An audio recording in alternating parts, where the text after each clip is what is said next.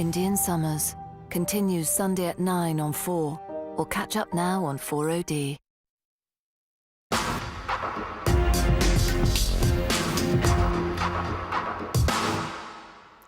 This is Cameron and Miliband live, the battle for number 10. With me now is the Labour leader, Ed Miliband. Ed Miliband, do you think Britain is full? In terms of immigration? Yes. I wouldn't describe it that way, no. I think we've got very high levels of migration. I think that we do need to try and get those levels of migration down, particularly low-skilled migration. Because they're too high now. Yeah, but I'm telling you one thing very important. I'm not going to make a false promise on this, because look, David Cameron did make that promise on tens of thousands of net You've migration. got form on false promises on immigration, haven't you? Me personally. Your government, yeah, your party. We got it wrong. You got it completely wrong. We got it wrong, yeah. Your figures were farcical. Yeah, they were wrong. Yeah.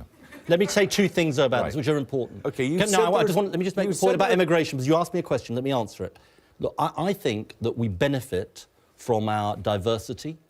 Immigrants over the years have made a big contribution to our country, but we do need proper controls. Let me just say this, Jeremy. A Labour government would say that if people come here, they can't get benefits for the first 2 years, and we will do something else. I'm not talking about benefits. But you're talking about immigration. I'm talking about numbers. Right, and let me tell you, the way we will... Supposing we got to a figure of 70 million in 10 or 15 years, population in this country, is that acceptable or not? I'm not going to get into your hypotheticals. Let me say, I think we can get low-skill migration down. So... I'm not going to start speculating about numbers. Great. No, I'm not saying that. 75 million? 80 million? Come on. 95 million? 100 million?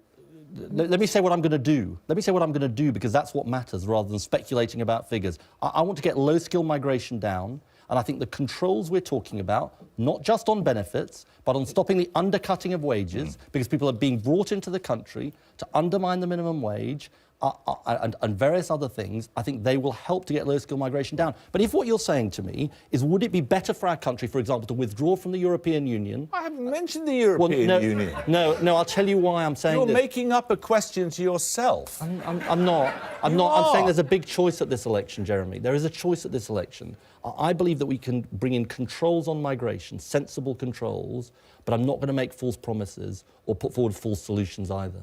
I'm just asking you if you think there's any natural limit to the population of this country. And I'm not going to get drawn into a speculation about a number. You don't think there is a natural limit? No, of course there are limits, but the limits are expressed... What are you keeping them to yourself? The limits are expressed in the decisions you take year by year, and I've explained some of the decisions that we'll make. So, as it seems to you now, there is no figure that you're willing to share with the public? I'm not going to pluck a figure out of the air about the correct level. Well, I assume you've thought about it. Yeah, I've thought about the right thing to do on migration, and we need to have controls on migration, and I've explained some of those controls, but I'm not going to pluck a figure out of the air. There's no finite limit. Now, you've already conceded that when your party was last in government, it got immigration completely wrong. Sure.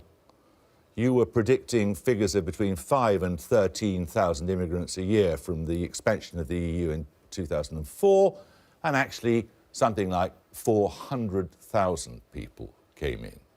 That's the entire population of Malta equivalent. What else did that government do wrong when you were last in power? I think there's two things that I would mention in addition to that. By the way, I'm proud of many of the things we did, but two things I would mention. Well, first of all, I think we were too relaxed about inequality. I think the gap got bigger, and I think lots of people fell behind. Did you borrow too much? I think that the global financial crisis is what drove borrowing up. Did you borrow too much? The figure was too high by the end of our time in government as a result of the global financial crisis. Well, I'm saying the figure was too high as a result of the global financial crisis. Did you spend too much? Well, I think there were spending programmes that maybe weren't as good as they could have been, but I don't believe, that I don't believe, no, it's a clue, come on. No, it's an important point. Which ones weren't quite as good as they should have been? Look, it's an important point. No government gets it completely right. It's a very important point. That's why it's important to have some details. Yeah, OK, let me just say, I think the overall point was the financial crisis caused by overspending by Labour. No, the answer is no. I think investment in health and education... You're asking yourself a question I haven't asked you. My question was, did you borrow too much? You think No, you didn't borrow too much. Did you spend too much? Some programmes, perhaps. Now you're asking yourself questions. Isn't it? Oh, well, I'm trying to summarise your position according to the questions you've been asked rather than the questions you've asked yourself. Look, what I would say is, for example, the dome was not a good example of the way money is spent. Governments make mistakes. Governments make mistakes. There are always inefficiencies in government. Of course there are inefficiencies. Probably too many reorganisations of public services which waste money. Of course that's right. But I'm talking about the overall picture, Jeremy. But the other thing I'd say to you is, look, let's talk about the future, because there's a big... Right, OK. Let's talk about the future, because virtually every single one of your forecasts on the future of the economy during this present government has been wrong, hasn't it? You forecast that unemployment would rise, you forecast that wages would fall. At one point, I think you even forecast that inflation would rise. Inflation is now at 0. Wages have fallen. People are £1,600 a year worse off than they were when this government came to power. It's the worst record on living standards since the 1920s. And that is the argument of this election. Look, David Cameron wants to say... claim unemployment has fallen? Hang on a minute. You asked about wages. You said I was wrong that wages had fallen. No, I said forecasts were wrong. No, you said that I forecast that wages would fall, Jeremy. You did. And they did, yes, and I was right, right? They did fall. Oh, you're also claiming to be right on unemployment. Well, you asked me about wages. I didn't ask you 3 things. I mentioned 3 things. Unemployment, I mentioned wage levels, and I mentioned inflation. On unemployment, I was quoting the Office of Budget Responsibility forecast. Now, as it turned out, that forecast turned out to be wrong. But look, let's go to the big picture here. The big picture is, of this election, do we think the economy is fixed? David Cameron was on earlier. He says things are good, right? And things are fine. I don't think things are fine for the reasons that I set out in the town meeting earlier on, because I think we are too much based on low wages. I think work is too insecure. I think our young people are burdened down by a lack of opportunity, and that is what's got to change about the country. What would you cut? Well, let me explain. We've said outside areas like education and health, key protected areas, there are going to be reductions in spending. And we've set out some of those cuts, like the winter fuel allowance for pensioners with incomes over £42,000 a year. We've talked about the ways in which we will cut money from through efficiencies in the police, in local government. We've said, for example, that child benefit will be restricted to 1%. We said we'll reverse the... What does that come to? Well, the figure is at least hundreds of millions, more than £1 billion. But look, that's not the point, because let me explain. We're going to have to make these decisions when we're in government. But I've got to set out an overall approach. And I have set out an overall approach. I've set out an overall approach which says, as I said earlier, it's about fair taxes. It's about, I'm a Labour leader going into the election saying we're going to reduce spending outside a small minority of areas. Tony Blair never went into an election saying that. But what Tony Blair did is Tony Blair's affair, isn't it? No, it's a point about my approach, Jeremy. I'm not denying the need. I'm not denying the need. Would overall spending be greater? No, it would fall. You would spend less than the Tories. Would you borrow more than the Tories? There are going to be reductions outside the protected departments. We're going to be reducing spending. Yes, I'm talking about overall spending. Overall spending would not increase; it would decrease. I think it's likely to fall. Yeah. Likely. Yeah. It's a bit of a weasel word, likely, isn't it? No, I'm setting out the direction of travel. I'm saying OK, I'm confused about various of your policies, as is obvious. Let's take energy policy. Mm-hmm. Now, you used to believe that raising energy bills was a great way of helping the environment. Now you believe in cutting energy bills. Now you believe that somehow getting people to have a better deal on the consumption of oil and gas is better for the environment. I never said that raising energy bills was a way to solve climate change. Let me explain. It was a levy. Well, let me explain. Look, I always said, when I was Energy Secretary, that there will be upward pressures on bills as a result of the need to transition to a green economy. But I also said that we need to make sure the energy market was fair. And you can't use climate change as an excuse for ripping off the consumer. And that is what's been happening with the energy companies. And look, it goes to another big choice at this election. Who's actually going to stand up to the energy companies and say, we are going to freeze bills until 2017 so prices can only fall. We are going to give the regulator powers to cut prices so that actually wholesale price reductions get passed on. Sure, there are upward pressures on bills in the long run, but that makes it all the more important that you reform the market to make it fair. Can you help us with another of your policies, the mansion tax? According to your leader in Scotland, this is a way of taking money out of the southeast of England and giving it to Scotland. No, That is what he said. No, it isn't. No, it isn't what he said. Well, he said specifically there weren't enough properties in Scotland to raise the mansion tax that would fund the Scottish NHS. It was a way of taking money from the southeast of England and spending it in Scotland. Shall I explain? Do, please. So we're going to levy a mansion tax on homes above £2 million. Now, it is true that most of those homes are in the southeast. And it's also true that there are consequentials of that spending for Scotland. That's the way the United Kingdom works. Consequentials? Well, it's the way that money gets distributed, and that some of that money will be spent in Scotland. But let me make this point, because it's really important. This is part of being a United Kingdom. If there are young people who are unemployed in Newcastle, and the money for a banker's bonus tax, more of it is raised in London, we help those young people in Newcastle. If another tax falls somewhere else, then we help people across the United Kingdom. If there are poor kids in London, we help them. So that is part of being a United Kingdom. You have redistribution across the United Kingdom. So this is absolutely a principle of a country that stays together and looks after each other. What about Alex Salmond's other types of blood money that he would like to exempt or exert from England? What about, for example, a promise not to recommission Trident, perhaps move it out of Scotland? Would you go along with that? No. No, you wouldn't. What about starting the high-speed rail line back to front, as it were, in Scotland? No, look, I'm not going to get into a bargaining game with Alex Salmond. Look, he's not... You are? No, I'm not.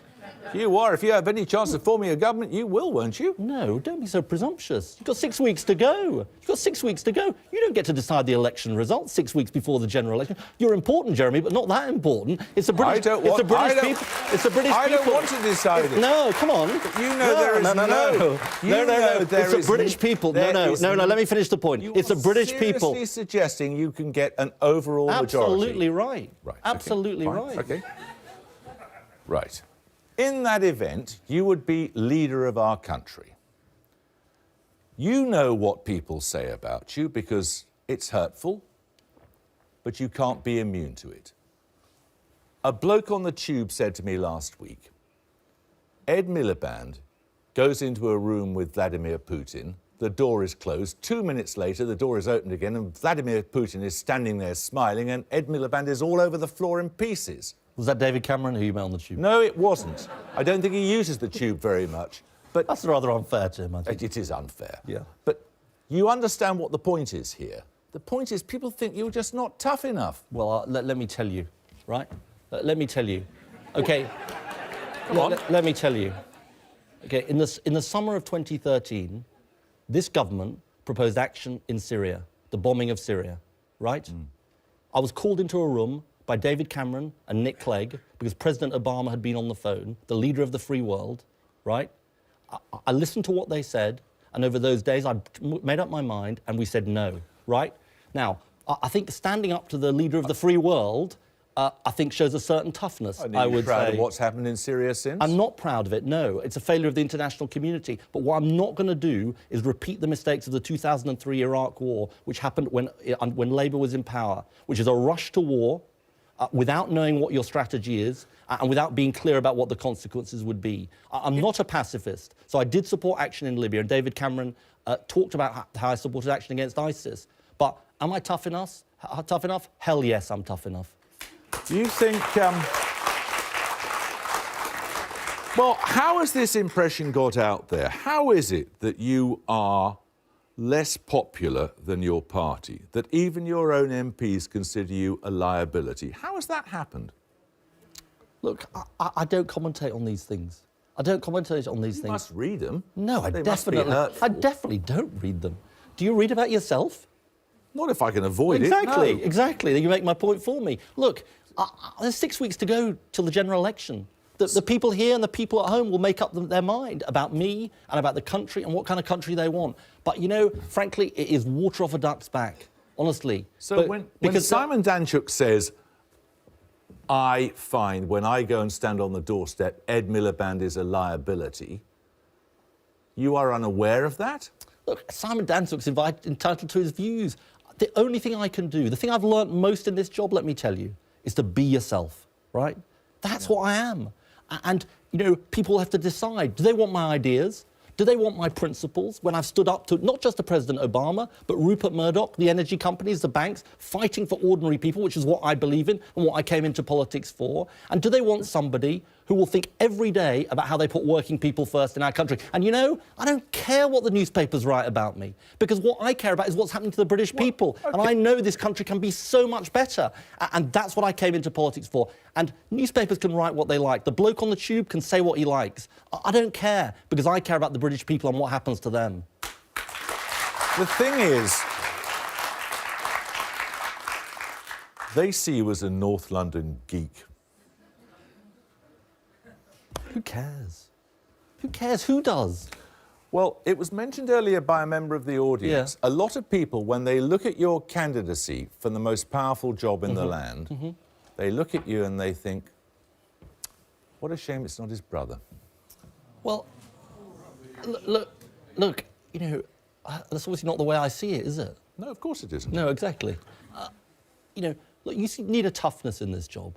You need a toughness. People have thrown a lot at me over 4.5 years, right? But I'm a pretty resilient guy. And I've been underestimated at every turn. People said I wouldn't become leader, and I did. People said 4 years ago, he can't become Prime Minister. I think I can. You're saying I can't win a majority. I think I can. So let people underestimate me. But what I care about is what is happening to the British people in their lives. And I think I can change it. And I know I'm the right man for the job. That's why I'm sitting here. And that's why I believe that I'm the best choice to be Prime Minister. Ed Miliband, thank you. Thank you. You okay, Ed? Sorry? You all right? Yeah. You.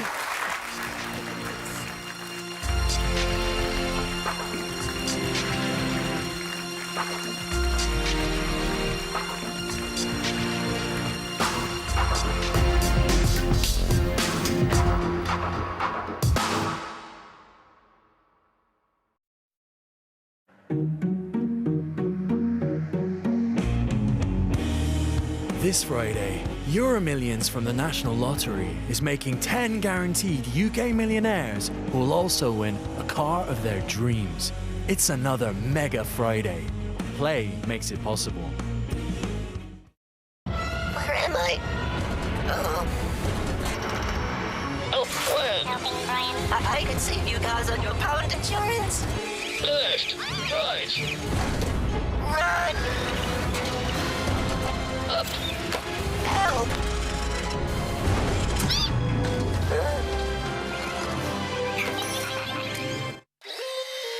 Now get your free Brian toy when you buy car or home insurance through... In a booking rustic log cabin, Dad has secured the smartphones. And the children are left wondering what else to do with these. Hands.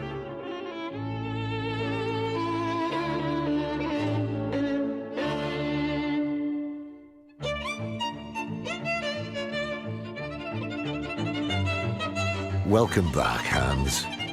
You got it booking right. Booking.com, booking.yeah. You can't beat a beautifully made piece of solid oak furniture. Makes it feel so homely.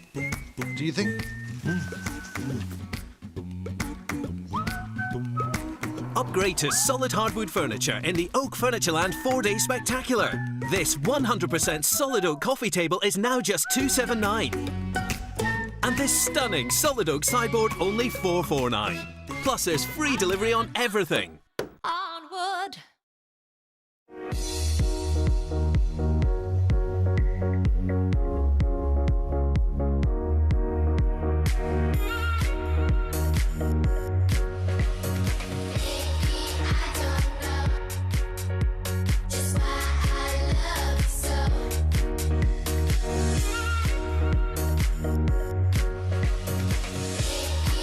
The Mercedes-Benz C-Class from £309 per month.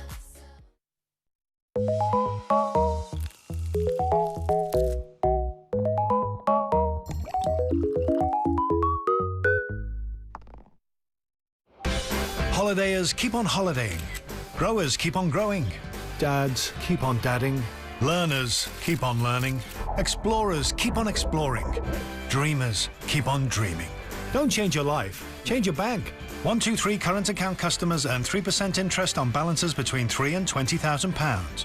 And get preferential rates on their cash ISAs, helping you save for the bigger things in life. Simple, personal, fair. It's what a bank should be. I've just got this free Aviva Drive app. And if you drive a car, you can have a go. It measures how safely you drive. Oh, little old lady. And you could save £104 on your car insurance, because your price is based not just on who you are, but how you drive. Mind how you go, love. Oh, you wouldn't catch me in one of them things. Safer drivers save an average of £104 on their car insurance with the free Aviva Drive app. It's going to be a hung parliament. Gordon. David. Nick. All eyes on Mr. Clegg right now. I'm asking you to grab this historic chance. 5 days that forged Britain's marriage of convenience. Coalition, Saturday at 9 on 4.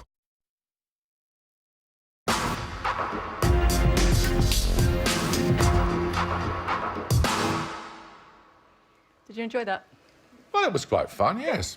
I thought so. I wonder what you thought at home. David Cameron and Ed Miliband have faced their first big test of the campaign. Mr. Cameron told our audience that politicians don't always behave as well as they should. And Ed Miliband admitted that his relationship with his brother was still healing. Earlier, the Prime Minister told me that he could never exist on a 0 hours contract, and Ed Miliband conceded that the previous Labour government got it wrong on immigration. Now, don't forget, there are 3 more big leaders' events in the run-up to polling day. First up, it's the ITV Leaders Debate with 7 party leaders, including both the men that were here this evening. That's next Thursday at 8 o'clock on ITV1. And then 2 weeks later, it's the BBC Election Debate 2015. That'll feature the 5 main challengers to the coalition leaders. That's on BBC One, 8 o'clock on Thursday, the 16th of April. And there's more. Finally, Question Time with David Cameron, Ed Miliband and Nick Clegg. That's on BBC One on Thursday, the 30th of April. Well, for now, there's just time to say thank you to both David Cameron and Ed Miliband for taking part in this first Leaders event. So thank you for watching, and thanks too to our studio audience. Thank you. Good night.